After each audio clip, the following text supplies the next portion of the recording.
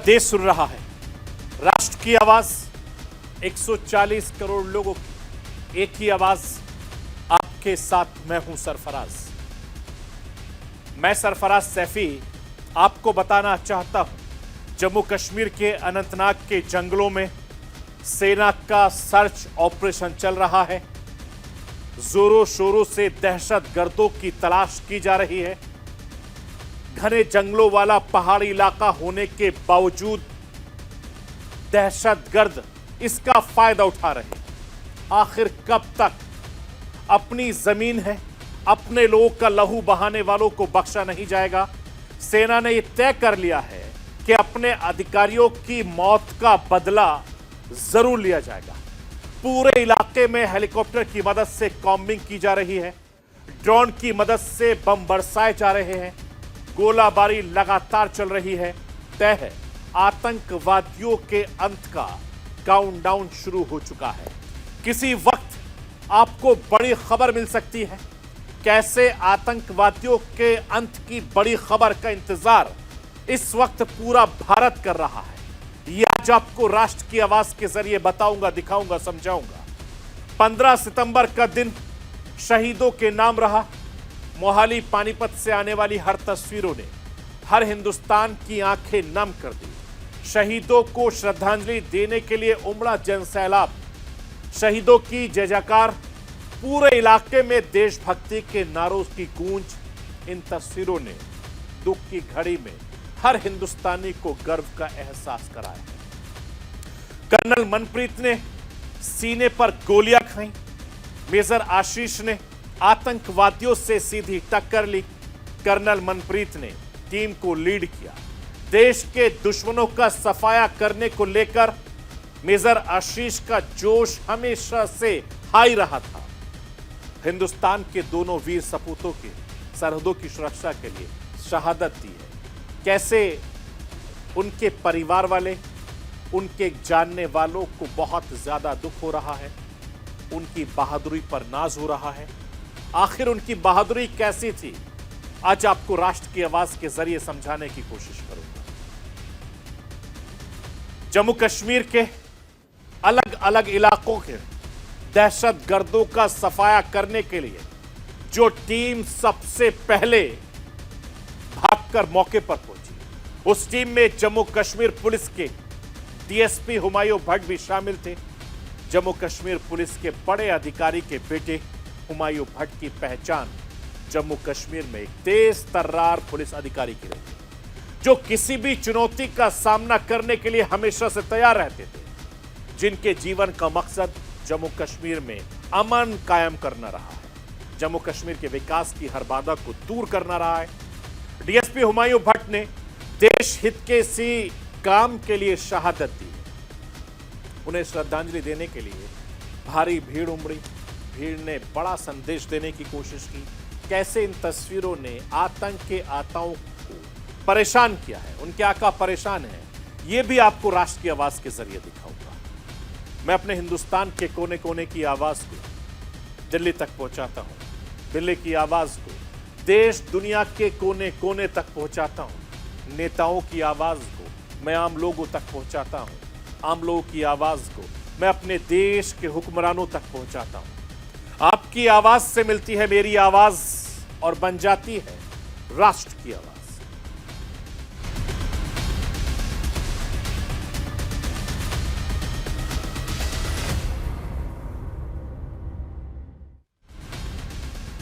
जम्मू कश्मीर में सेना के बड़े अधिकारियों की शहादत से पूरा हिंदुस्तान इस वक्त गमजदा है। हर हिंदुस्तानी के जहन में बस एक ही सवाल है कि हमारे शूरवीरों की शहादत का बदला आखिर कब पूरा होगा। जम्मू कश्मीर से सेना के सर्च ऑपरेशन की कोई भी खबर किसी वक्त सामने आती है, एकदम से दिल दहल उठता है। शायद दहशतगर्दों का सफाया हो गया है।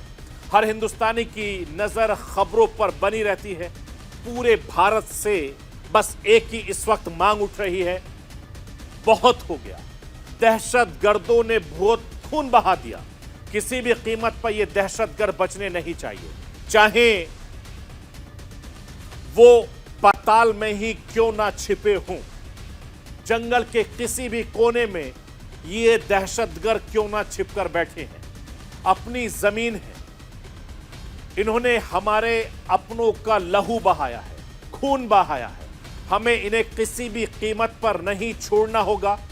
इन दहशतगर्दों ने हमारी सेना के अधिकारियों पर गोली चलाने की हिमाकत की। हमारी सेना हमारे जम्मू कश्मीर के पुलिस के जवानों पर गोलियों से छलनी कर दिया। इन दहशतगर्दों का सफाया होना चाहिए। अब दहशतगर्दों पर आखिरी कील ठोकने का वक्त आ गया है। पाकिस्तान के नापाक इरादों पर फुल स्टॉप लगाने का वक्त आ गया है और भारतीय सेना इस वक्त फुल एक्शन मोड में काम कर रही है। पूरे इलाके में ऑपरेशन जारी है। जंगली पहाड़ी इलाके होना का फायदा ये दहशतगर्द उठा रहे हैं, लेकिन कब तक इन जंगलों का फायदा उठाएंगे? सेना का लगातार ऑफेंसिव मोड बता रहा है कि किसी भी कीमत पर इन आतंकवादियों को बख्शा नहीं जाएगा। हर तरीका आजमाया जा रहा है। घने जंगल इलाकों की मार्किंग करके ड्रोन से बम बरसाए जा रहे हैं। इस विशेष ऑपरेशन में इजराइल के हैरान ड्रोन का इस्तेमाल किया जा रहा है। आतंकियों की तादाद 2 से 3 बताई जा रही है। इसमें एक लोकल आतंकवादी उजैर खान भी शामिल है। साथ में एक पाकिस्तानी आतंकवादी के होने की भी खबर सामने आई है। आतंकवादियों के हर मूवमेंट पर हेलीकॉप्टर, क्वाडकॉप्टर और ड्रोन से नजर रखी जा रही है। पैरा कमांडो को भी तैनात किया गया है। दोनों तरफ से लगातार फायरिंग चल रही है। मैं आपको यह बताना चाहता हूं, वैसे तो यह ऑपरेशन 12 सितंबर की रात में शुरू किया गया था। मंगलवार देर रात तक सेना और जम्मू कश्मीर पुलिस के मिलकर आतंकवादियों की तलाशी के लिए अभियान शुरू किया। 13 सितंबर की सुबह जमकर गोलाबारी हुई। इस एनकाउंटर में सेना के 19 राष्ट्रीय राइफल यूनिट के commanding officer colonel Manpreet Singh, company commander major Ashish, Jammu Kashmir police के डीएसपी हुमायूं मुजम्मिल भट्ट शहीद हो गए।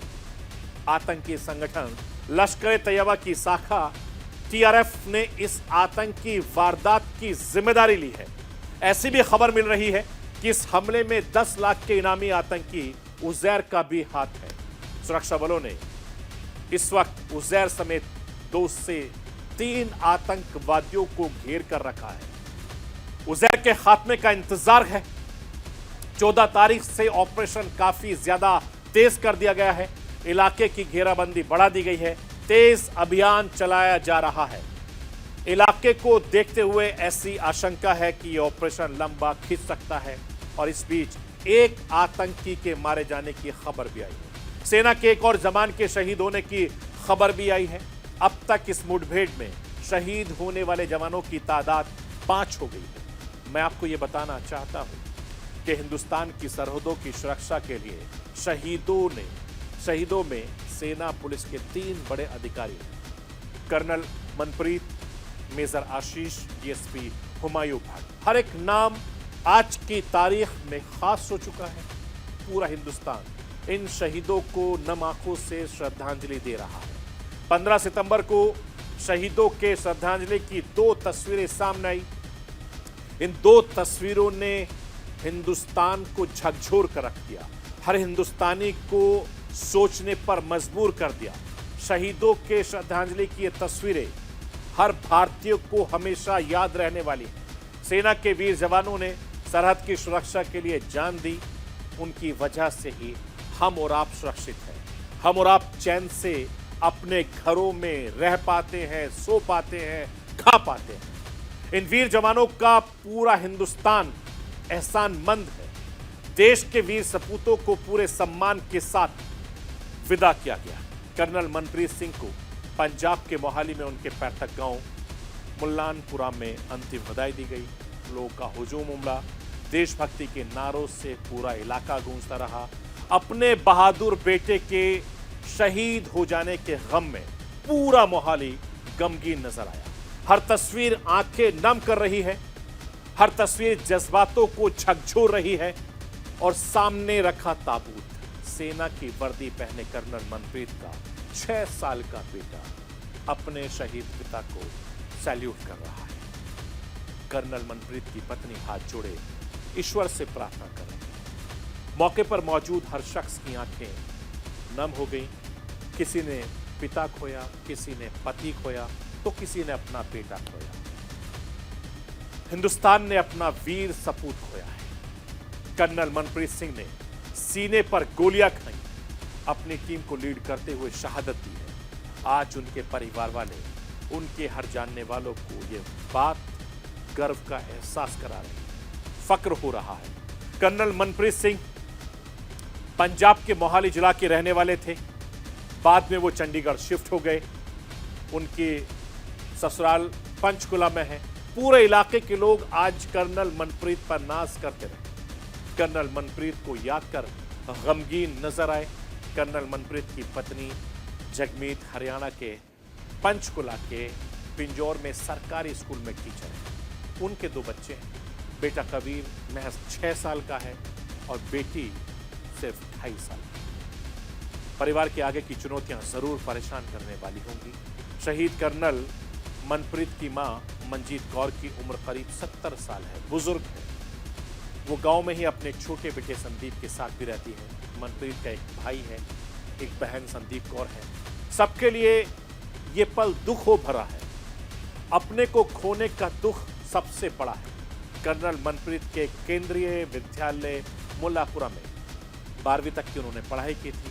मनप्रीत साल 2003 में लेफ्टिनेंट भर्ती हुए। 2 साल पहले उन्हें सेना मेडल मिला। 2 साल 2020 में वो कर्नल पद से प्रमोट हुए थे और इस वक्त वो 19 राइफल राष्ट्रीय राइफल में बतौर कर्नल तैनात थे। मैं राष्ट्र के आवाज के जरिए आपको मनप्रीत सिंह की श्रद्धांजलि के उन बेहद खास लम्हों को दिखाना चाहता हूं। आप देखिए।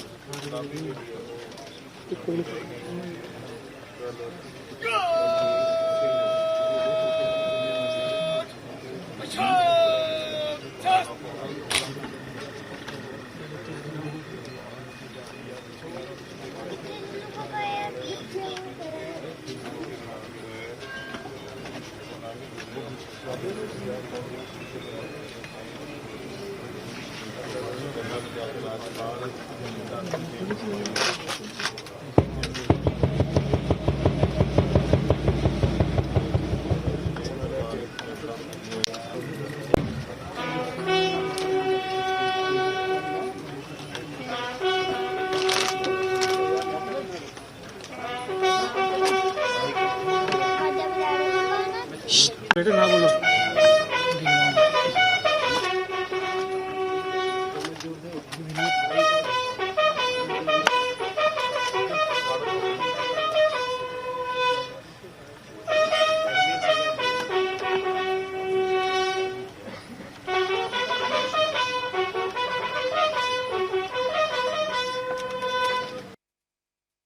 No it is not correct कि बहुत कम ऑफिसर आगे जाके लड़ते हैं। इंडियन आर्मी सभी ऑफिसर जेसीओ जवान एक दूसरे से आगे जाने की कोशिश करते हैं। But in this case you have seen he was leading. तो ये तो हमारी परंपरा है कि लीड करना है फ्रंट से। It is very difficult area. I have served there for more than 2 years. Same place. As a soldier, I would say this is a part of soldiering. Death is a part of soldiering, but the question is a mere honorable death, which he has, and we are proud of him. And we will continue fighting. The rest of the things, every agency, like last time our Prime Minister took the revenge, this time something must be being planned.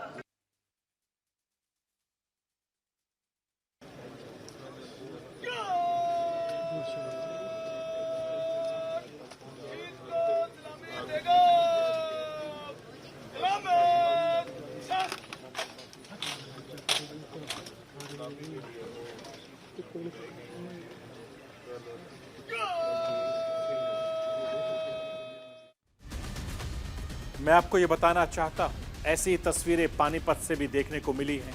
शहीद major आशीष का अंतिम संस्कार उनके पैतृक गांव में कर दिया गया है। चचेरे भाई मेजर विकास ने उनको मुखाग्नि दी। सिख रेजिमेंट के जवानों ने उन्हें गन सैल्यूट दिया।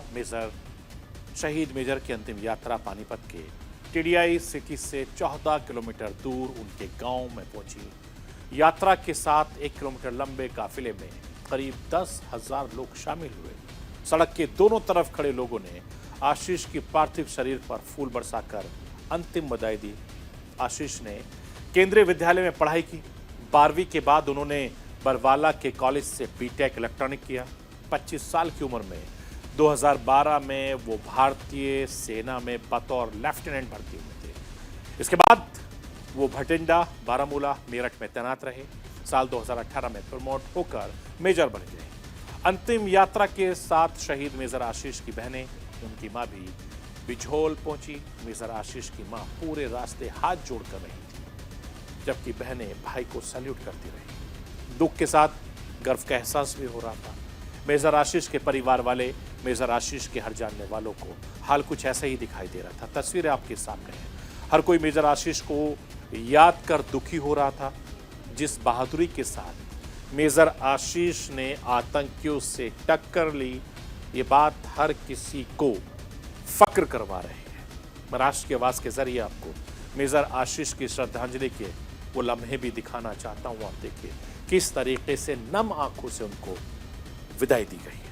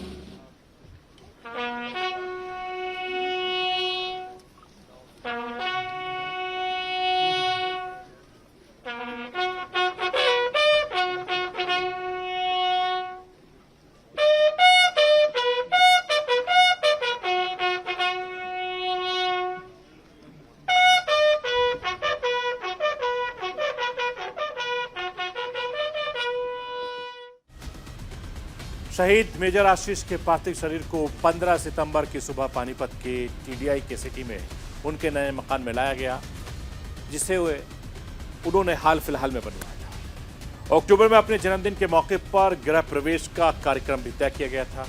आज उसी मकान में उनके पार्थिव शरीर को लाया गया। आशीष के पिता लालचंद रिटायरमेंट के बाद परिवार के साथ सेक्टर 7 में किराए के मकान पर रहते थे। मेजर आशीष भी 19 राष्ट्रीय राइफल की सिख लाइट इन्फेंट्री में तैनात थे। उन्हें राष्ट्रपति द्रौपदी मुर्मू ने 15 अगस्त को सेना मेडल से सम्मानित किया था। मेजर आशीष की 2 साल की एक बेटी है। उनकी पत्नी ज्योति हाउसवाइफ है। मां के साथ पूरा परिवार किराए के मकान में रहता है। मेजर आशीष 3 बहनों के इकलौते भाई थे। तीनों बहनें शादीशुदा हैं। मेजर का सपना था कि सभी लोग अपने खुद के घर में रहें, इसलिए उन्होंने टीडीआई सिटी में नया घर भी बनवाया था।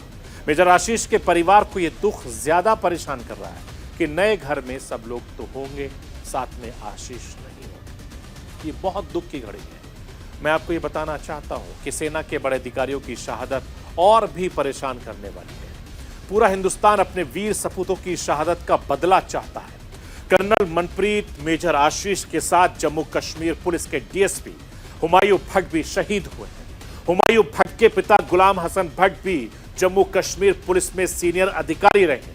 मैं आपको यह बताना चाहता हूं कि एक पिता के कंधे पर बेटे के जनाजे का बोझ सबसे बड़ा माना जाता है। 13 सितंबर को देर रात आंसुओं सिसकियों के बीच पिता गुलाम हसन भट्ट ने अपने बेटे डीएसपी हुमायूं भट्ट को अंतिम सलामी दी।